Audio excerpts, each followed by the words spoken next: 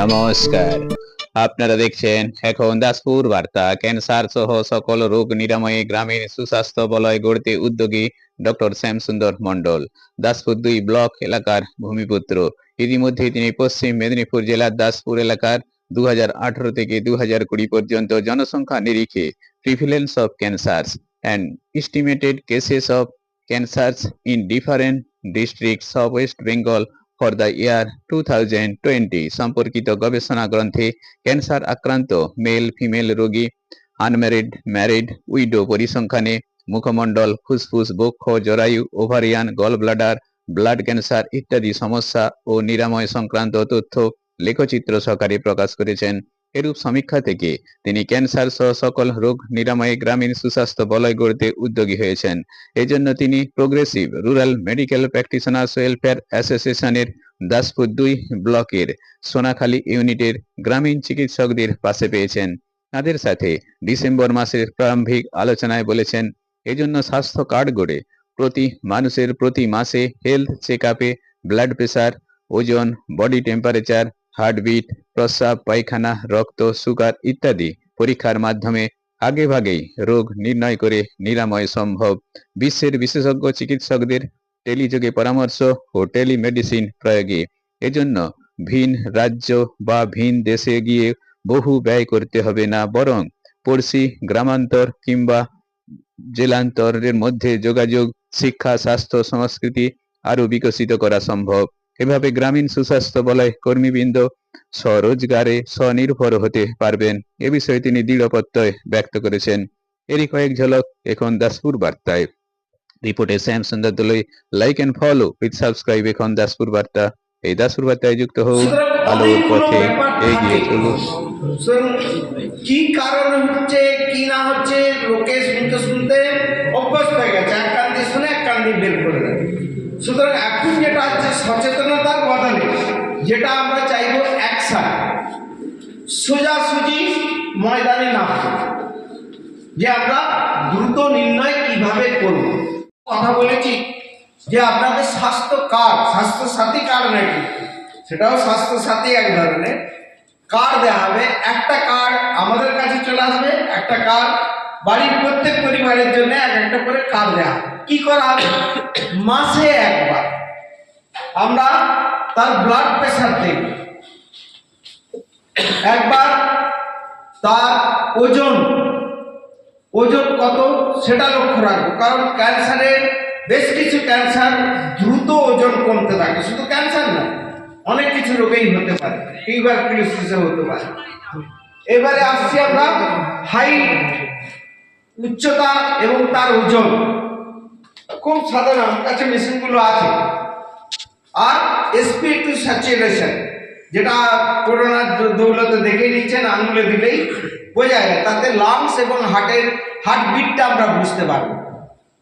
তারপরে গান থার্মোমিটার, এখন আর বগলে থার্মোমিটার দেওয়ার দরকার নেই, একটু দামি আমার কাছেই আছে, দূর থেকে তার মাসে একবার বডি টেম্পারেচার। কারণ যদি দেখেন জ্বর থাকছে, হয় ক্যান্সারও হতে পারে, বিশেষ করে বাচ্চাদের, বা শরীরে কোনো ইনফেকশন থাকতে পারে, এবারে সেটারও ব্যবস্থা করা হয়। আর আমরা তো আমাদের এখন পায়খানা পেচ্ছাপের রং আমরা দেখতেই পাই না, কারণ এখন বাড়ি বাড়ি বাথরুম হয়ে গেছে, কেউ খেয়ালই করে না কোনো কারণ। সুতরাং পায়খানা বা পেচ্ছাপে রক্ত আসছে কিনা মাসে একবার দেখতেই হবে। রোগ হতে পারে, সুতরাং তাকেও আমরা চিকিৎসার মাধ্যমে আনবো। কারণ তাদেরকে বলে দেয়া যে এই দুটো রোগের চিকিৎসা না করানো বা করাতে বন্ধ করে দেওয়া। তারপরে আসছি আমরা কি না, গান থার্মোমিটারে যেটা বললাম, কিন্তু তাদের তথ্য পৌঁছে নিতে হবে যে আমরা এত লোককে পেয়েছি যাদের চিকিৎসার দরকার, চিকিৎসার খরচ তারা বহন করবে। আচ্ছা, তারপরে আসছি কি মেনস্ট্রুয়াল হিস্ট্রি বলে দিলাম। এছাড়া আমি অন্যান্য আরো কিছু জিনিস আনছি যেগুলো দিয়ে আমরা সহজে এগুলো মাপতে পারবো। এবারে ধরুন পয়সাটা কে দেবে, হেলথ কার্ড আমরা দিয়ে দেবো। আর সব জায়গাতেই আমি অনুরোধ যেটা রাখছিলাম, ধরুন গ্রামীণ ডাক্তার তো আমাদের দেশের লাইফ লাইন। যে কোনো রোগ যত তাড়াতাড়ি আমরা নির্ণয় করতে পারবো, তার জটিলতা কম হবে, খরচ কম হবে এবং তার সঙ্গে সফলতাও প্রচুর আসবে। তো আমাদের এই দিককার বলুন বা সারা পশ্চিমবঙ্গের একটা ভুল ধারণা যেটা ঢুকে আছে যে কলকাতায় চিকিৎসা করবো না, ঠিক আছে, সবাই চলে যাচ্ছেন কোথায়, ভেলোর, চেন্নাই, মুম্বাই এসব চলে যাচ্ছেন, ব্যাঙ্গালোর চলে যাচ্ছেন। এই যে ডাক্তারবাবুরা আছেন, এনাদের যে বিশ্বমানের চিকিৎসা করার ক্ষমতা আছে, সেই মানুষটা সেই জিনিসটা মানুষের মধ্য থেকে চলে যাচ্ছে। আমি দক্ষিণ পূর্ব রেলের কাছ থেকে একবার হিসেব চেয়েছিলাম যে কত রোগী বাইরে যান, তো ওনাদের কাছ থেকে আমি হিসেব পেয়ে যেটুকু বুঝেছিলাম প্রায় 40 থেকে 60% রোগী চলে যাচ্ছে।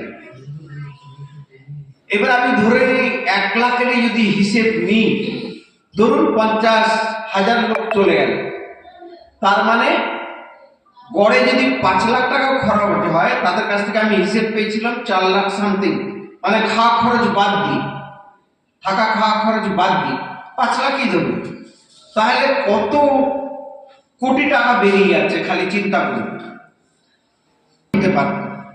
আজকে কলকাতায় যেসব সরকারি বা বেসরকারি হসপিটাল পরিষেবা দিচ্ছেন, তাদের কাছে যদি আমরা এই বার্তাটা পৌঁছে দিতে পারি যে আমরা ওই পয়সাতে এই রাজ্যে আমরা ভালো চিকিৎসা দিতে পারব, এবং তাদের আমরা কখন তাদের কনফিডেন্স মানে তাদের মনোবলটা কখন জিততে পারে না, যখন তারা সুস্থ হয়ে বাড়ি ফিরতে পারে।